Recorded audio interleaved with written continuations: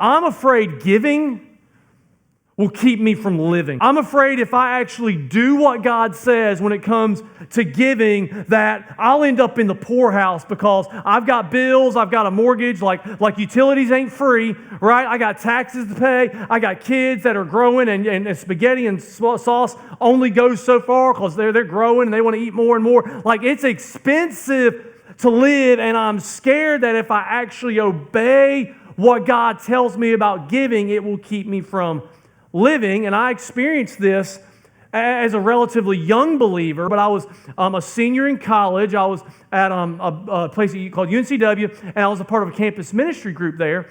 And I ran my own landscaping business out of the back of my minivan, which meant my minivan smelled like gas. My future wife told me that later. I didn't realize it. I was nose blind. But I had a friend named Drake that was a part of that ministry, and he was sharing at lunch one day how God had called him to go to Africa for the summer, and how he was $100 short. Well, it just so happened that I had gotten paid from a job the day before, and I hadn't put it in the bank yet, and I had a $100 bill back when they used to make things called dollar bills.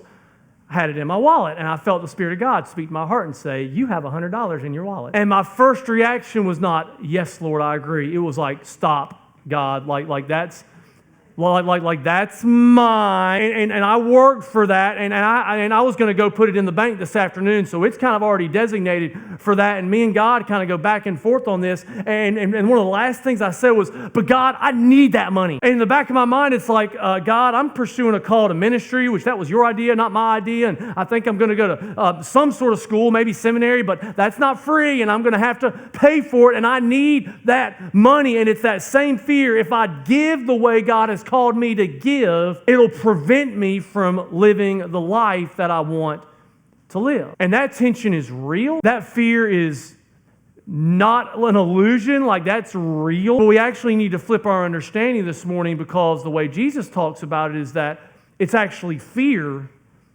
that keeps me from living.